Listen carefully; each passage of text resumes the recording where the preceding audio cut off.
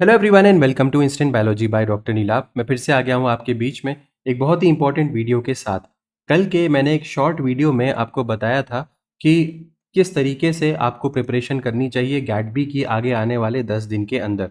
वो वीडियो बहुत शॉर्ट था, उसमें मैंने आपको ये भी बताया था कि आज के दिन मैं आपको एक लॉन्ग वीडियो में ये समझाऊँगा कि आगे आने वाले दिन में आपकी क्या स्ट्रैटेजी रहनी चाहिए, क्या-क्या आपकी बिगेस्ट मिस्टेक्स हो सकती हैं, आपको डे वाइज़ किस तरीके से आगे बढ़ना चाहिए, यानी कि पहले 5 दिन में क्या करना चाहिए, फिर अगले 2 दिन में क्या करना चाहिए, फिर अगले 2-3 दिन में क्या करना चाहिए। इस तरीके से आज के इस वीडियो में मैं आपसे गैट-बी के बारे में बातचीत करने जा रहा हूँ। तो चलिए बिना देर किए हुए शुरू करते हैं। सबसे पहला जो चीज़ मुझे लगती है, स्टूडेंट्स अब जब 10 दिन के आस-पास बाकी रहते हैं एग्ज़ामिनेशन में तो कुछ गलतियाँ करते हैं। उसके बारे में बात कर लेते हैं, कौन-कौन सी बिगेस्ट मिस्टेक्स हैं जो आपको अवॉइड करनी है। सबसे पहले तो कोई भी नया टॉपिक शुरुआत मत करिए। Do not start any new topic. दूसरी बात, do not binge random YouTube videos.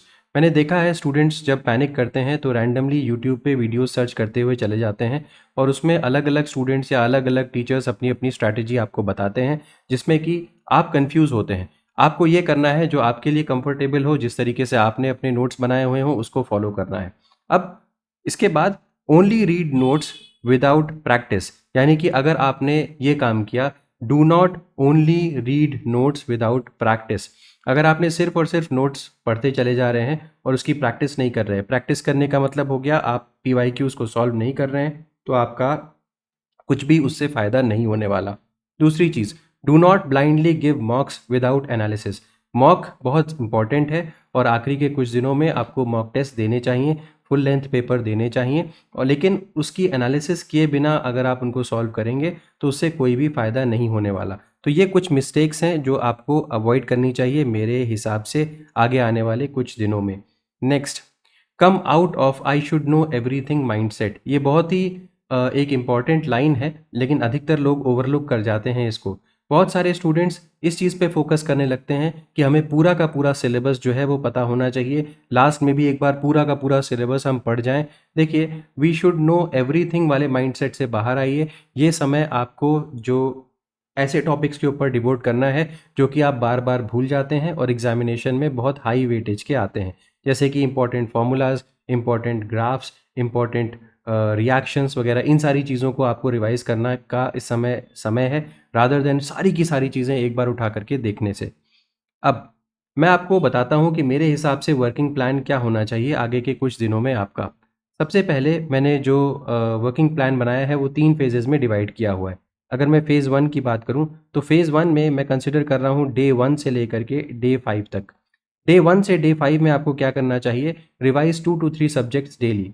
2 से 3 सब्जेक्ट चूज़ कर लीजिए, वो आपके ऊपर डिपेंड करता है कि आप पहले दिन कौन से 2 से 3 सब्जेक्ट ले रहे हैं, दूसरे दिन कौन से, तीसरे दिन कौन से। इस तरीके से करके आपको 2 से 3 सब्जेक्ट डेली चूज़ करने हैं और पहले 5 दिन के अंदर उन सभी सब्जेक्ट्स को एक साथ रिवाइज़ करना है।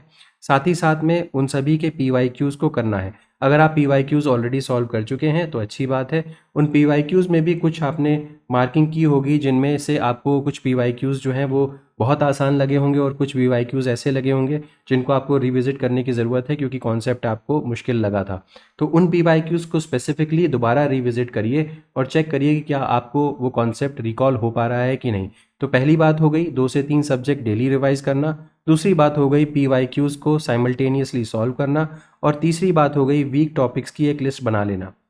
इन वीक टॉपिक्स की लिस्ट आप कैसे बनाओगे, जब आप सॉल्व कर रहे होगे, जब आप रिवीजन कर रहे होगे और जब आप सॉल्व करने जा रहे होगे, तो कुछ टॉपिक्स के क्वेश्चंस आपसे मान लीजिए उतने अच्छे नहीं बन पा रहे हैं, तो उन वीक टॉपिक्स की एक लिस्ट बना लीजिए। इनको हमें थोड़ा थोड़ा समय डेली देना है ताकि लास्ट तक जाते जाते भी हम इनके ऊपर ग्रिप बना सकें। अब आ जाते हैं फेज़ नंबर 2 पे, डे 6 टू 8। यहाँ पे हमें अपनी पूरी की पूरी ताकत मॉक टेस्ट देने में लगानी है। जितने भी मॉक टेस्ट आप दे सकें उतना अच्छा है। सिर्फ मॉक टेस्ट देना ही मेरा एक मोटिव नहीं होना चाहिए। मॉक टेस्ट तो मैं दूंगा ही दूंगा, साथ ही साथ मुझे अपने एनालिसिस भी करनी है। एनालिसिस किस रेस्पेक्ट में, मेरी सिली मिस्टेक्स कौन कौन सी हो रही हैं, अगर हो रही हैं तो किस तरीके की सिली मिस्टेक्स हो रही हैं, क्या कैलकुलेशन वाइज सिली मिस्टेक्स हो रही हैं, या मुझे फॉर्मूला याद नहीं रह रहा है, या फिर मैं चीज़ों को रिकॉल नहीं कर पा रहा हूँ, तो क्या वजह है मेरे सिली मिस्टेक्स की। दूसरी चीज़, टाइम मैनेजमेंट इश्यूज़। क्या मैं पूरा का पूरा पेपर टाइम में कंप्लीट नहीं कर पा रहा हूँ, या क्या और वजह है, मेरा डिस्ट्रैक्शन है, या मैं एक क्वेश्चन पे ज़्यादा समय दे रहा हूँ, क्या वजह है, और उसके बाद अगेन यहाँ से भी हमें वीक एरियाज़ का अपना पता चलेगा। तो ये हो गया 6 से 8 दिन की। नेक्स्ट आ जाते हैं लास्ट 1 दिन 2 दिन की, 9 टू 10 डेज़। यहाँ पे मेरा एम होना चाहिए लाइट रिवीजन करना और कॉन्फिडेंस बिल्डअप करना, क्योंकि कंटिन्यूअस पढ़ते पढ़ते पढ़ते पढ़ते कई बार मन में नेगेटिव थॉट्स भी आने लगते हैं। मुझे अपने आप को मोटिवेटेड रखना है और अपना कॉन्फिडेंस हाई रखना है, लाइट रिवीजन करना है इस दौरान, और फॉर्मूलेज़ को रिकॉल करना है। शॉर्ट नोट्स जो मैंने बनाए हैं अपनी पढ़ाई के दौरान, अगर आपने बनाए हैं, खुद से पढ़ा है तो, अगर आपने किसी कोचिंग से पढ़ा हुआ है तो नोट्स को रिकॉल करिए, रिवाइज करिए और पीवाईक्यूज़ को एक बार फिर से देख लीजिए। कोई नया टॉपिक नहीं पढ़ना है, और तो और अपनी स्लीप के ऊपर ध्यान देना है, अपने दिमाग को ज़्यादा ओवरलोड ना करें तो ही बेहतर है। एक बात और आपको बता दूं कि अंतिम 10 दिनों में ये मैटर नहीं करता कि आप कितना ज़्यादा पढ़ लेते हैं, ये मैटर करता है कि आपने जो पढ़ाई की है उसको किस तरीके से आप इम्प्लीमेंट करते हैं, उसको एक बेहतर स्ट्रैटेजी के साथ किस तरीके से आप काम में ले करके आते हैं, रादर देन आप कितना ज़्यादा नया टॉपिक पढ़ लेते हैं, उससे फ़ायदा नहीं होने वाला है।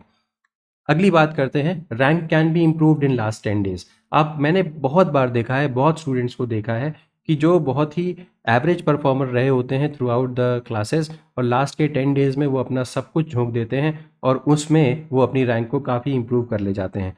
तो लास्ट में 10 दिनों में आपके लिए सबसे इम्पॉर्टेंट है कंसिस्टेंसी, इसके अलावा फोकस और पैनिक नहीं होना, अपने ऊपर या अपने दिमाग में नेगेटिव ख्यालों को नहीं आने देना और डिस्ट्रैक्शन से दूर रहना। जिस भी चीज़ से आप डिस्ट्रैक्टेड होते हो, मोबाइल्स खास तौर पे, उसको जब तक आप पढ़ रहे हो अंतिम 10 दिन में अपने से दूर रखें और सिर्फ पढ़ाई के ऊपर फोकस करें। मैं आपको एक और वीडियो में ये भी बताऊंगा कि आपको गैट-बी का एग्जामिनेशन लास्ट में किस तरीके से देना चाहिए, या आपकी अप्रोच गैट-बी के एग्जामिनेशन में क्या होनी चाहिए। आगे आने वाले कुछ दिनों में वो वीडियो भी आपको मिल जाएगा। तो अभी के लिए इस स्ट्रैटेजी को मेरे हिसाब से अगर आप फॉलो करेंगे तो आप अपनी रैंक को इम्प्रूव करने के चांसेस और बढ़ा सकते हैं। उम्मीद करता हूँ वीडियो पसंद आया होगा। वीडियो पसंद आया तो ज़रूर लाइक करिएगा, चैनल को ज़रूर सब्सक्राइब करिएगा, बेल आइकन को ज़रूर प्रेस करिएगा और फ्रेंड्स के साथ ज़रूर शेयर करिएगा। Thank you, have a good day.